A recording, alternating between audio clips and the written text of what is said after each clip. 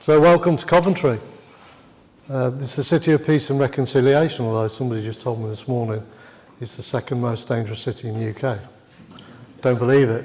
Well, I've decided, Ed reached out for me to present today, and I wanted to give you something that you can actually go away and use or look into more deeply, and I refer to it as pragmatic criticality. Criticality is one of those words that begins with C, like Coventry and like consultant, that sometimes gets a bad rap. People think that criticality is one of those things that people do, spend a lot of money on, put in a folder and put on a shelf. Well, I'm going to explain to you today, it doesn't have to be that way, and that the OEM doesn't always know best when it comes to your critical assets. Uptime Consultant, a quick piece on Uptime Consultant. I and my partner formed Uptime Consultant back in 2015. We'd both spent over 20 years in the PepsiCo business at a large snack food plant here in Coventry, part of the Walkers Group. We got the opportunity to move out of that business in 2015, and I decided I was going to take all of my background skills in production engineering, machining and manufacture, and also all the things I'd learned with PepsiCo, and bring all of the reliability, condition monitoring, lubrication, strategy, criticality all together so that anybody could come to me and ask about all these spheres and how they interact with each other. Because we tend to see people, I tend to see businesses when I go there, they're probably very, very good at one thing, but all of the rest of the things kind of fall by the wayside. So my background's in turbine manufacture when I did my apprenticeship, and then I went into motorsport, and so fell into the snack food industry by accident really. And the last kind of 9 years at Walkers, PepsiCo, I concentrated on condition monitoring, lubrication and the reliability strategy for the plant. If we're working in a manufacturing environment, we'll have critical assets like this large extruder here. Sometimes businesses don't appreciate the amount of money that's been spent investing in these assets. Unfortunately, they go and spend very little time and money thinking about how you're going to look after them over their complete life cycle. So today I'm going to share with you an idea that I've been working with for 20 years, and I believe as a pragmatic engineer this is the way to formulate an approach that's quick, that doesn't spend lots and lots of time on going through complicated calculations. It's a pragmatic approach to criticality. It's what we need to make sure that we look after this asset that provides value for the business and pays everybody's wages at the end of the day. I knew this, and again, I knew this gearbox for 20 years. So I kind of looked after it, nurtured it, babysat it. I knew exactly what I was going to hear or see from all samples at the gearbox and from the bearings in that transfer pack and in the motor. So it's good to know the history of these assets as well. So as an overall look at criticality and a reliability strategy, I've chosen to follow the philosophy of RCM, Reliability Centred Maintenance. If you haven't heard of it, I would advise you to go away and at least read the white paper, came out in the late 1970s. Look at RCM, all of the information that Nolan and Heap and people like John Mowbray wrote about to formulate a maintenance strategy. It's very simple, it's a hierarchical approach. So you look at a plant from helicopter view and you choose your line of interest, and then you compartmentalise that into maintainable assets. And here we're going to look at that extruder gearbox. So that extruder gearbox has a subcomponent which is the transfer box. So that's something that we're going to concentrate on with our condition monitoring. And the component parts. If we know what all the component parts are on that asset, then we've got a good chance of having something to hand and in stock and a known lead time so that we can avoid any consequences of future failures. First off, rather than going to the OEM's manual and looking through that about what they think you should do to their assets, we're going to look at it from what can I measure on this asset that gives me information about its health. All these OEMs build complex assets and they build them to a spec sheet that somebody's thought up that hasn't worked in the industry. So when they deliver them to us and when we go through fat testing and then we put them into production, we're surprised that parts of that asset don't work as we thought it should do. And that's because they've worked to some sort of budget, or they've got a certain constraints on what they can and can't use. And when it goes into the environment we're going to use it in, they don't know about that environment. So I work with OEMs and they actually ask me, Andy, how does that operate when you're running at 75% humidity in 30 degrees C? Because they don't make snack food, they make extruders. So it's only when you put these things in the environment that we start understanding how these things act in the real world. If we don't look at lubrication and condition monitoring first, then we're lost. These are the things that we go to our GP and he looks at our health and he does these things. He condition monitors our body. He also sends us for blood samples. We're going to take blood samples from our assets. We're going to understand impact that oil quality can have on an asset. Then we're going to think about our task selection as proactive. We're going to try and put everything in. We can drill down into it and say, well, that instruction actually asks us to do something that's important. It actually asks us to look at a known failure mode with this asset. It's not one of these things where we put loads of planned work in that the owner says, go check, go look, go tick a box. Because that just, all that does, it fills the CMMS with garbage. In this day and age, we've got to be aware of the skill levels. So all of the plants I go into, nearly all the people I speak to are my age, my demographic. We are leaving the business, either through retirement or moving on to do something else. I'm focused on sharing as much information as I can with operating groups in all industries to try and support their skill level. We've got to assess people's training needs. So if we want to bring operators into a technical sphere, we've obviously got to give them the tools to do that. And if we do all these things together, we can actually come up with a maintenance strategy that's based upon criticality, not based upon hearsay or what we feel or what we think we should do, but it's based upon fact. I'm going to take you through the 6 levels of what I would recommend you go and look at in your business. It's a spreadsheet, so everybody's bored of spreadsheets. I'm not a big fan of spreadsheets, but we have to think about the spreadsheet as a tool for recording and bringing together all this information so it's easily accessible, and we can actually transfer this tool from business to business or from line to line.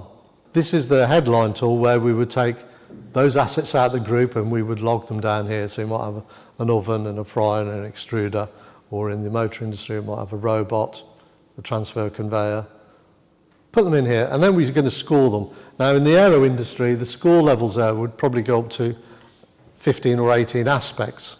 In the industries I tend to look at, which are production industries, food, automotive, utilities and power, we've just got to look at these 6 kind of levels to score it on. The safety aspect, the downtime aspect, what effects does it have on the business. And we get a score at the end, and this is a way of generally going through and sifting these assets to find out what comes top of the hierarchy, because there's a hierarchy that we're after. We're after looking at the important, the critical assets. We don't sweat this too much, because all we're needing to what do we go look at first. The second level, this is where probably, I would say 30% of the whole time of this kind of thing takes place. We have to gather together all the OEM manuals, all the digital and physical files. If it's legacy assets, obviously we have to go and hunt down libraries. And if that's not available, we have to go and talk to technicians that have all that tacit knowledge that we need to dig out.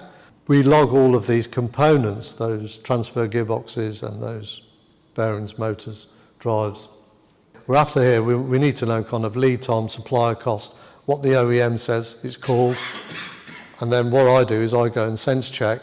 If it's a bearing from XYZ, I go and find out what the XKF bearing is. I need a locally available source, so I'll go and find out what the SKF equivalent is and put it in here so that we've got some resilience already being built in to what we're doing. We don't have to go to the OEM. The OEM's probably put a part in that's not as good as we can actually install ourselves. That list is important because later on that gets transferred into another spreadsheet. This third level I'm very interested in because nearly 50% of my work is done with clients looking at condition monitoring, lubrication, how do we do it, training the people that do it, also collaborating with other partners. If they need a lubrication provider, I can introduce them to the right people. So what we do, we question every component and say, can we apply any sort of condition monitoring to this component so we're aware of what it's going to do. We can also put in our lubricant supplier and all the lubricants that should apply to that asset. Again, with volumes, this builds into the lubrication strategy. So we're not looking at just criticality, we're looking at looking after our assets. This could be at a low level, as we'll see later on, so this could be at the operator level, a TPM level. We could be asking operators to do some of these checks. Level 4, now this is what people assume is criticality. They see this list, they say, oh yeah, we're going to score every component, 6 levels, and we're going to understand whether we need to go buy it, have it on a shelf, or just be aware we know its part number and we know we can get it in. So there's a standard calculation in here, which is, it's a calculation that gives us an idea of where everything sits. We, as the arbiters of this process, have to then go and make decisions based upon that. And this is where I would start talking to my client at the end of this and saying, what's your appetite for risk? So there might be things in there that I say, well, I think you should have this on the shelf. And they may say, well, we're okay to run to failure with that. But this will give us a really good idea of all those components we need to have to hand. So this actually builds your critical spares list, not the OEM. And in my experience, I see OEMs put together lists that could come to 60,000 euros. And by the time you've done this piece of work, you're down to 12,000 euros. So the ROI is already in this. You know, all of those things that the OEM says you should have and sit on the shelf gathering dust for 10 years. That's what they're in the business of, selling you spares. This will also look at if you've got lots and lots of the same spare over the business. It will inform you of the level you need to carry. Some of the business I work with, I know them so well that I understand what's in their CMMS. So we stop duplication. So by stopping duplication, their parts already in the CMMS, so we allocate it to this asset. We get to the maintenance level, so then we're going to go again and look at what kind of maintenance can we apply to this. Are we going to do the operator maintenance inspection? Is it going to be a condition monitoring inspection? Are they going to use a simple single cell IR device? Or is it just a visual type of inspection we're going to ask them to do because they're there?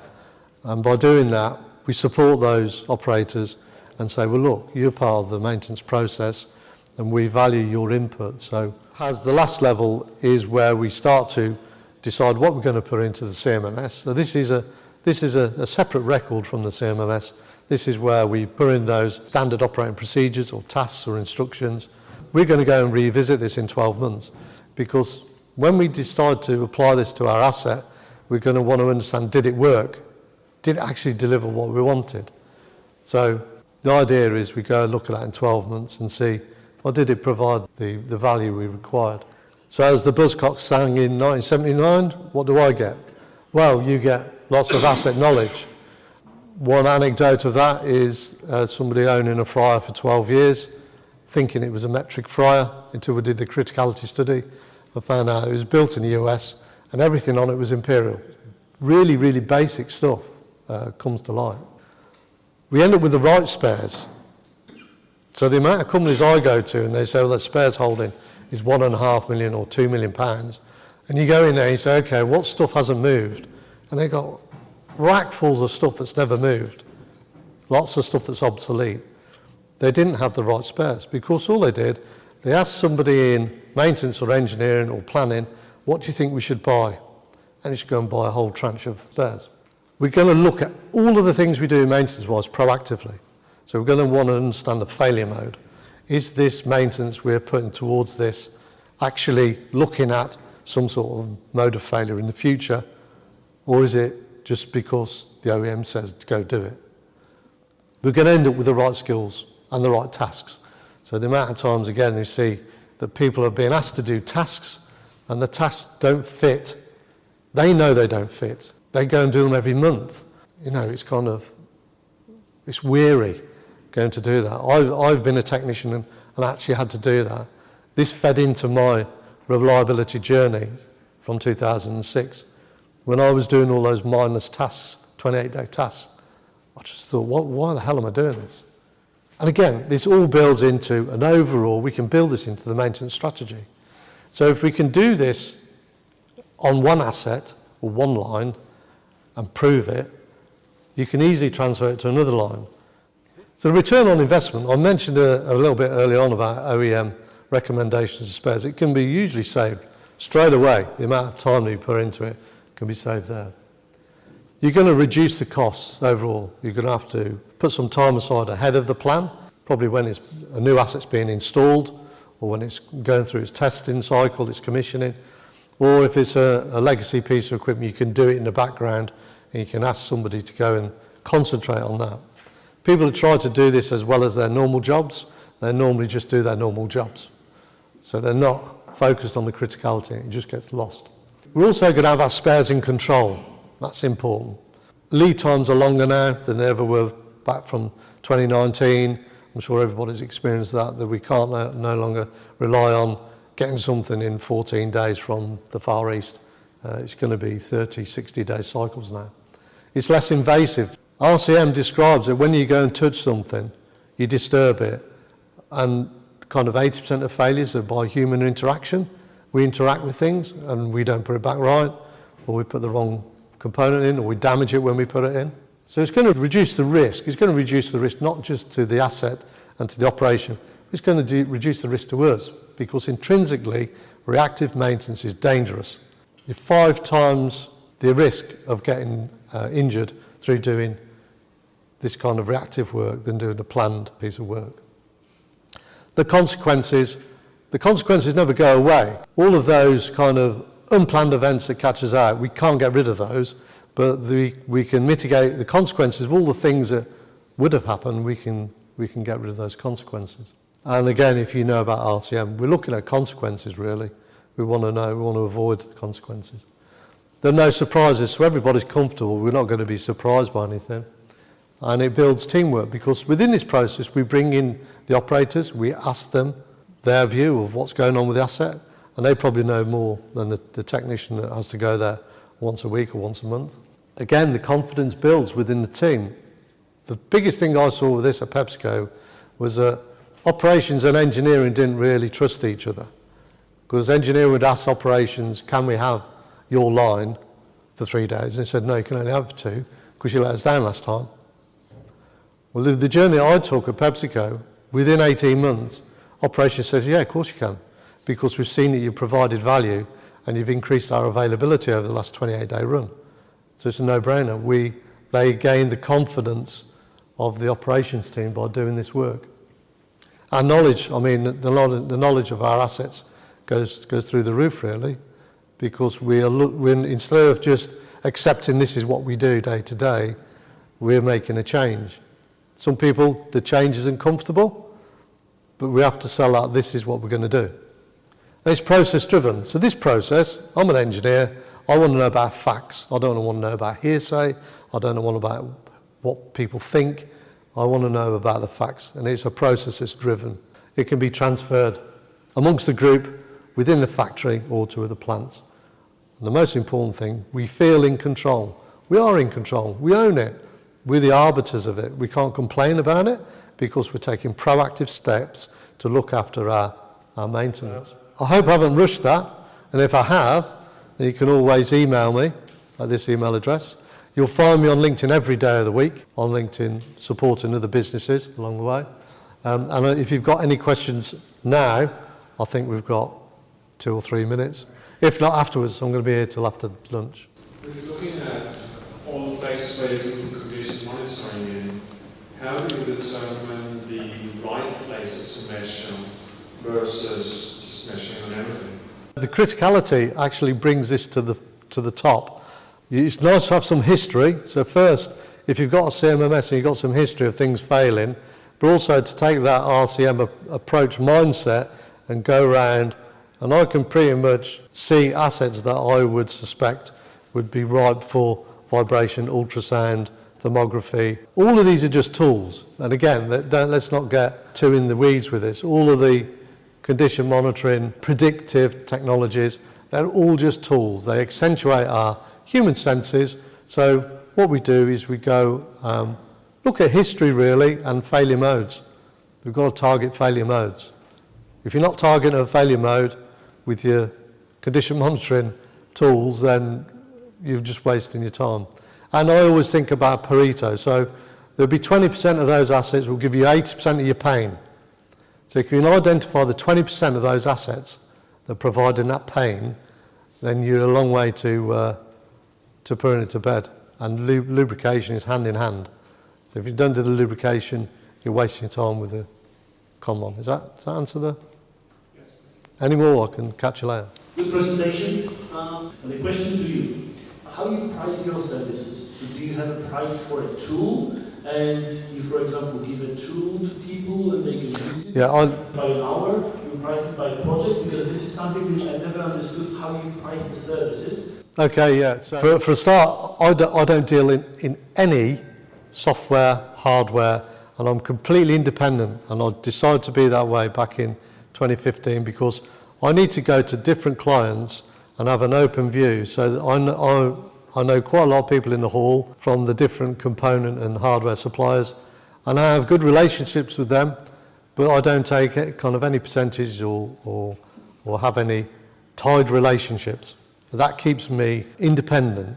But what I would say to people is, if you're going to deploy vibration sensors or any other technology, personally, if I was in that position with a business, I would be asking, show me the ROI on how I'm going to get my £50,000 back. And I want it back in like less than 2 years. Show me the ROI first, then we'll decide on the sensor technology we can deploy. The way I price my business is I choose the clients I go and work with because I want to work with good clients, and it's on a day basis, and usually that first day is a training day because training days are really good.